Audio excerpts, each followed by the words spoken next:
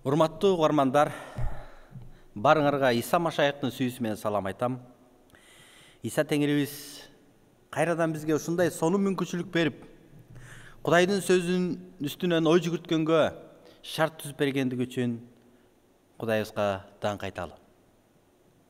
Кудайдын сөзү бул адамдын жашоосуна өтө керек. Адам жалаң гана нам менен эмес, Кудайдын оозунан чыккан ар бир сөз менен жашайт деп Теңирибиз Иса Теңир айткан эле. Адамдын жан дүйнөсү Кудайдын сөзү менен тамактанат. Качан адамдын жан дүйнөсү ачка болгондо, ага эч бир нерсенин кереги жок болуп калат. Ал жашоосунун маңызы жоголот. Качан Кудайдын сөзү анын жан дүйнөсүнө жеткенде, анын жашоосунун маңызы пайда болот. Анткени Кудайдын сөзү бизди жараткан Теңирибиз Иса Машаяк жөнүндө күбөлөндүрөт. Биз өткөндө сиздер менен Филиппиликтерге жазылган каттын 1-бөлүм 1-аяттан 11-аятка чейин сүйлөшкөнбүз. Бүгүн биз сиздер менен Филиппиликтерге жазылган каттын 1-бөлүм 1-аяттан 1-бөлүм 12-аяттан 30-аятка чейин сүйлөшөбүз. Мен эң алгач сиздер менен ошол аяттарды окуйм. Бир туугандар, мен туш болгон жагдайлар жакшы кабар таратылышы үчүн жакшы шарт түзүп бергенин билишиңерди каалайм. Машаяк үчүн кишенделгеним падыша сарайынын бардык сакчыларына жана башкаларга маалым болду. Менин кишендерим Теңир жолундагы бир туугандардын көбүнө дем берди. Алар Кудай сөзүн кайраттуулук менен коркпостон тарата башташты. Рас кээ бирөөлөрү Машаяк жөнүндө таза ниет менен, кээ бирөөлөр ичи тардык жана атаандаштык менен жар салып жатышат. Жакшы кабарды коргомага дайындалганын билишип, кээ бирөөлөр сүйүү менен жар салып жатышат. Дагы бирөөлөр болсо туткунда жаткан мага азап тарттыруу үчүн Машаяк жөнүндө таза ниет менен эмес, атаандаштык менен жар салып жатышат. Анткорлонуп болобу же чын жүрөктөн болобу, кандай болсо да Машаяк жөнүндө жар салып жатышат. Мен буга кубанам жана кубана бермекчимин. Анткени силердин сыйынууңар жана Теңир Исанын рухунун колдоосу менин кутулуума шарт түзөрүн билем. Эч нерседен уятка калбайм деп бекем ишенем жана үмүттөнөм. Машаяк менин денем аркылуу ар дайым даңкталып келгендей, мындан ары да жашасам да, өлсөм да даңкталат деп кайраттуулук менен айталам. Мен үчүн өмүр Машаяк, ал эми өлүм утубалуу. Эгерде жердеги жашоом үзүрлүү эмгек менен коштолуп жатса, анда кайсынысын тандап алууну билбейм. Мен тигинисине да мунусуна да тартылам. Бул дүйнөдөн кетип, Машаяк менен бирге болгум келет. Анткени бул эң жакшы. Бирок калганым силер үчүн пайдалуу. Ишеним жолунда ийгиликке жетип, кубанычка ээ болушуңар үчүн каларымды жана баарыңар менен бирге болорумду жакшы билем. Ошентип, силерге экинчи рет барганымда мен аркылуу Машаяк Исаны көбүрөөк мактай аласыңар. Бирок Машаяктын жакшы кабарына татыктуу жашагыла. Барып силерди көрсөм да, силерден алыс жүрсөм да, силер тууралуу жакшы кабар таратылышы үчүн бир ой, бир тилек менен бардык күч аракетин жумшап жатышат деген сөздү уккандай болоюн. Силерге каршы чыккан адамдардан эч коркпогула. Бул алар үчүн өлүмдүн, ал эми силер үчүн куткарылуунун белгиси. Бул Кудайдан. Анткени силерге Машаякка ишенүү гана эмес, ал үчүн азап чегүү артыкчылыгы да берилген. Мындай күрөштү мурун менин жашоомдон көргөн болсоңор, азыр угуп жатасыңар. Ушул сөздө элчи Паул ушул сөздөрдү түрмөдө отуруп алып жазып жатат. Алгач ошол сөздөрдү айтардан мурун элчи Паул ошол Филипп жыйыны үчүн сыйынган эле. Эми элчи Паул болсо өзүнүн түрмөдө отургандыгы жөнүндө айтып атат. Элчи Паул ошол ишенгендерге айтып атат: мен түрмөдө отурам. Мен туш болгон жагдай бул жакшы шарт түзүп берди. Мен ошону билем дейт. Мен туш болгон жагдай жакшы кабар таратылышы үчүн жакшы шарт түзүп бергенин мен силерге билишиңерди каалайм. Анткени мен түрмөгө отурганда Машаяк үчүн кишенделгендигим падыша сарайынын бардык сакчыларына жана башкаларга маалым болду. Башкача айтканда Павел айтып атат: эгерде мен түрмөгө отурбасам, анда падыша сарайындагы сакчыларга жакшы кабарды ким айтмак? Көрсө Кудай мени ушул түрмөгө, ошол падыша сарайындагы адамдар Кудай жөнүндө угуш үчүн мени алып келди. Мен муну кыйынчылык катары эмес, муну жакшы жагдай катары, бул жакшы мүмкүнчүлүк катары көрүп жатам дейт. Урматтуу бир туугандар, карагылачы ушул элчи Павлдун ой жүгүртүүсүн. Ал өзү түрмөдө отуруп алып, эркиндикте жүргөн ишенгендерди бекемдеп атат. Биздин башыбызга ар кандай кыйынчылыктар келет. Биздин башыбызга ар кандай сыноолор келет. Бирок биздин башыбызга келген кыйынчылыктар биздин жашообузда жакшы шарт түзгөндүгүн, башкача айтканда Кудайды таанып билүү үчүн, жакшы кабар таралыш үчүн жакшы шарт түзгөндүн көрүү бул Кудайдан. Элчи Павел болсо айтып атат: мен ошол түрмөдө отуруп, ошол падыша сарайындагы адамдардын жакшы кабар угаткандыгын көргөндө, мен ушул жака бекер эле келбестигимди түшүнүп атам дейт. Андан сырткары менин кишендерим Теңир жолундагы бир туугандардын көбүнө дем берди. Ошол учурда элчи Павел түрмөдө отуруп алып, ал коркпостон, ал кайгырбастан, ал чөкпөстөн ошол жактагы адамдарга Ыйса жөнүндө айтып, ошол жактагы адамдар дагы Ыйсага муктаж экендигин көрсөткөндө, ал жөнүндө уккан ишенгендер аларга бул дем берген экен. Урматтуу бир туугандар, эгерде сиздин жашооңорго кыйынчылык келсе, ошол кыйынчылык аркылуу Кудай кандай шарт түзүп берди? Ушул аркылуу Кудай кандай батаны бергиси келип атат? Ошону көрө билсек, анда биз дин ой жүгүртүүбүз анда Ыйса Машаяктын ой жүгүртүүсүнө окшош болгондун билдирет. Элчи Павел болсо, ал айтып атат: мен ошол түрмөдө отурганда, менин түрмөдө отурган абалым, менин кишендерим эркиндикте жүргөн бардык ишенгендерге дем берди дейт.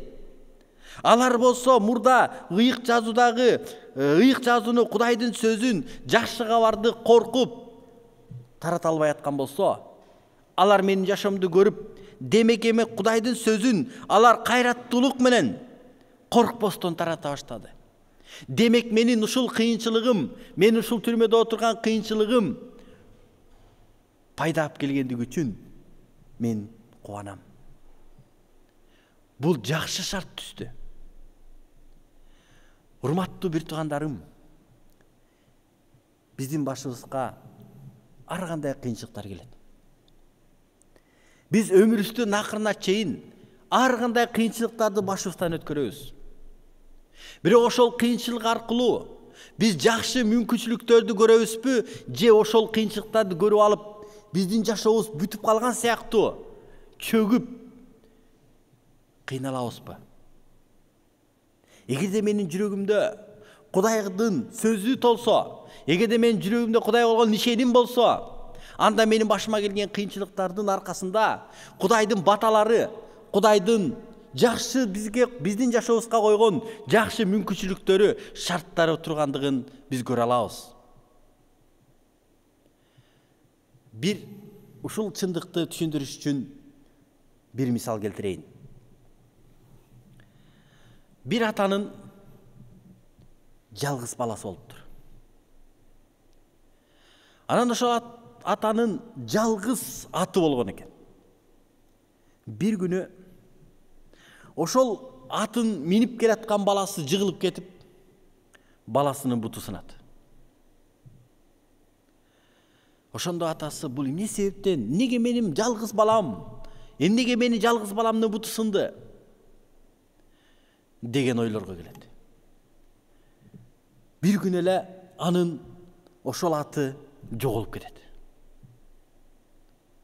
Ошондо ал айтат: менин баламдын буту сынды, менин ошол атым жоголду, эмне эле менин башыма ушундай кыйынчылыктар келет деген ойлорду ойлойт. Дагы бир аз убакыт өткөндөн кийин ошол өлкөдө согуш башталып кетет. Ошондо согуш башталганда ошол айылдагы бүт балдарды өзүнүн ошол атанын баласы менен тең балдардын бардыгын согушка алып кетет. Анын баласы бир буту майып болгондуктан ал согушка барбай калат. Бирок ошол башка балдардын көпчүлүгү кайра үйүнө кайтпай калат. Согуш болуп атканда ошол айылда ачарчылык башталат. Көп элдер ачка болгондуктан жей турганга тамагы жок болуп калат. Ошондо баягы жоголуп кеткен аты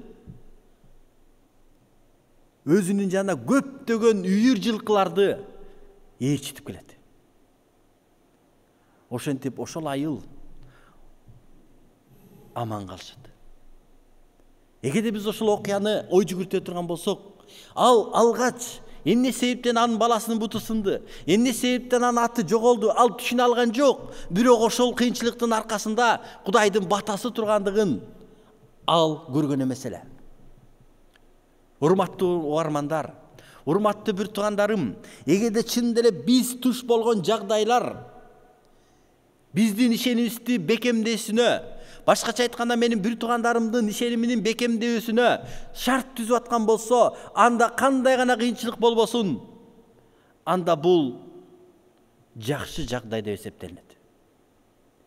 Элчи Павыл болсо ошол түрмөдө отуруп алып, ал айтып атат: менин кишендерим, менин ушул кыйынчылыгым көптөгөн ишенгендерге кайраттуулук берди.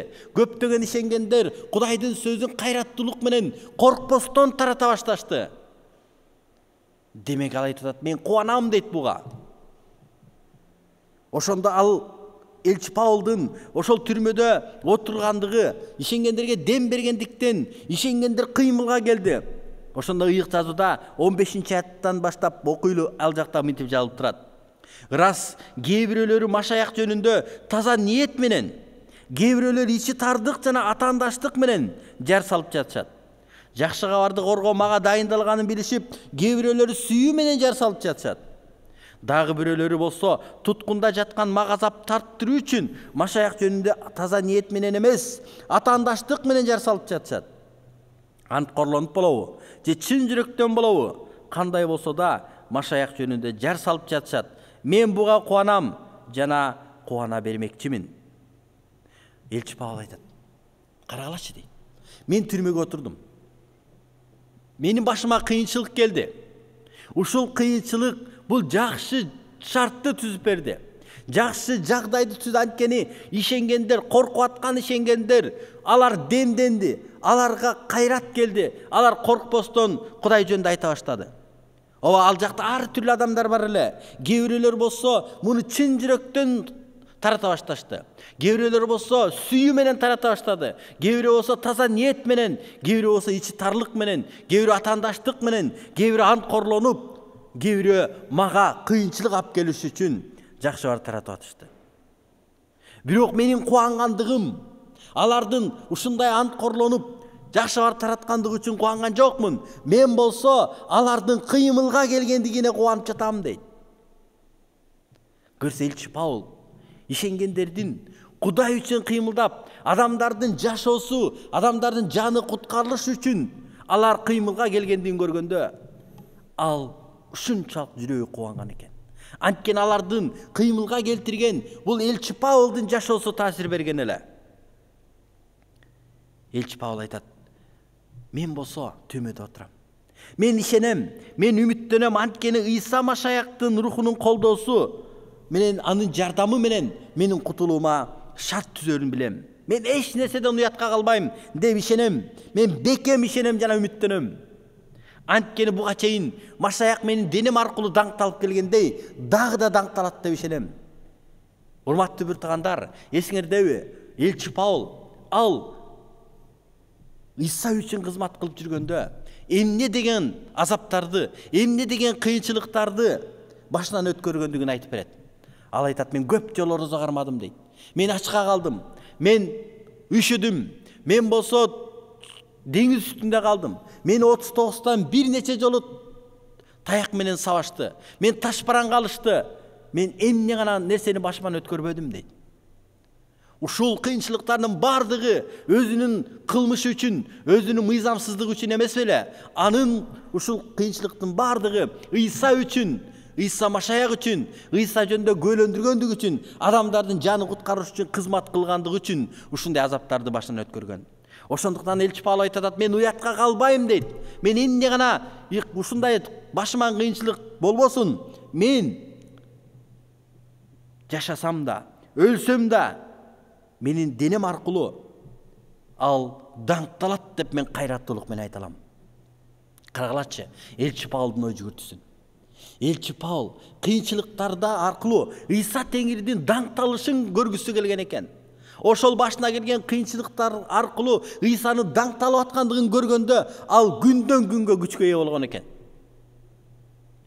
Элчи Павел айтат, мен үчүн өмүр Машаяк. Ал эми өлүм утуп алуу дейт. Менин жашоомдун максаты Машаяк. Менин жашоомдун максаты Ыйса Теңир. Мен Ыйсасыз жашай албайм. Мен ал эми өлүм, эгерде мен өлүп турган болсом, мен өлүм аркылуу мен утуп алам дейт. Ал айтат, эгерде мен жердеги жашоодо жашап аткан болсом, анда мен бир нерсени байкап атам. Мен жердеги жашоомдо менин эмгегим үзүрлүү эмгек менен коштолуп жатат дейт. Менин кылып аткан кызматымдын жемиштери болуп атат. Ошондуктан мен кайсынысын тандап алууну билбейм. Мен мунусуна да тартылам, мен тигинисине да тартылам. Эгерде мен калсам, мен тирүү болсом, бул силер үчүн пайдалуу дейт. Эгерде мен бул дүйнөдөн өтө турган болсом, анда бул мен үчүн жакшы, анткени мен Ыйса Теңиримди көрөм дейт. Урматтуу бир туугандарым,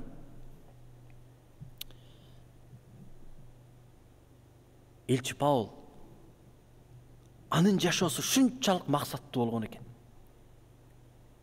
Качан ишенгендер жашоосунда кыйынчылык келип, чөгүп, эмне кыларын билбей калганда, Ыйса Теңир келчи, мен асманга кетким келет деп айтышат. Мен жашагым келбей калды деп айтышат. Бирок элчи Павел болсо айтып атат, мен жерде да жашагым келет. Анткени жердеги жашап аткан жашоом жемиш алып келип атат. Ыйса Теңир даңкталып атат. Бирок мен асманга кете турган болсом, анда бул андан да жакшы, анткени мен Ыйса Теңиримди көрөм дейт. Эгерде ким чын эле кыйынчылыкты Кудайдан деп кабыл алып, ошол кыйынчылыктын аркасында Кудайдын батасы бар экенин көргөн адам, ал жерде Ыйса үчүн жашап, ал жемиш алып келип жашайт экен. Ал эми эгерде ким жерден ташагандык үчүн, өзүнүн кыйынчылыгы, өзүнүн туура эмес жашоосу үчүн кыйналып, Теңир мен асманга кетким келип атат дей турган болсо, анда ал туура эмес ой жүгүртүп атат. Элчи Павел антип ой жүгүртпөптүр. Ал айткан экен, мен жерде дагы калгым келет, анткени бул силер үчүн пайдалуу. Менин жердеги жашоом көп ишенгендерге таасир берип атат, көп пайдап келип атат. Менин денем аркылуу Ыйса Теңир даңкталып атат дейт.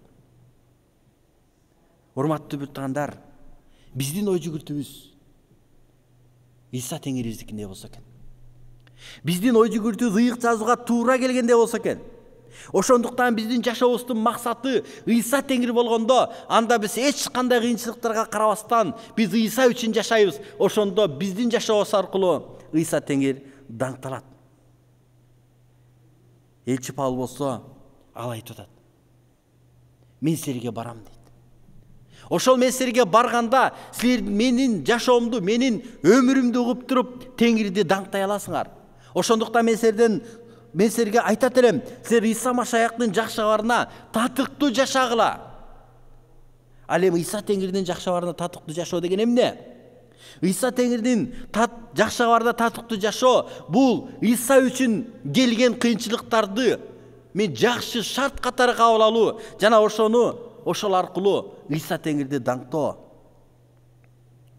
Ошол Ыйса Машаяктын жакшы кабарына татыктуу жашоо бул менин башыма келген кыйынчылыктарга чыдоо жана ошол кыйынчылыктарды жакшы артыкчылык катары кабыл алуу. Элчи Павел айтып атат, бир учурда менин жашоомдон ошол күрөштү көргөн болсоңор, азыр угуп жатасыңар дейт. Менин жашоомдон силер үлгү алгансыңар. Мен кандай жашап атканымды силер көргөнсүңөр. Ошондуктан урматтуу филиппиликтер, мен силерге айтат элем. Силердин жашооңордо Ыйса биринчи орунда болсун. Силер Ыйса үчүн кыйынчылыкка барганга даяр болгула. Качан Ыйса үчүн сенин башыңарга кыйынчылык келгенде, ошону жакшы шарт катары көрсөңөр, анда Кудайдын батасын көрөсүңөр.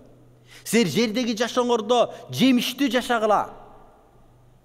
Ал эми эгерде Ыйса Теңир силерди асманга алып кете турган болсо, анда бул эң жакшы, анткени Теңирибиз Ыйса Машаякты көрөбүз.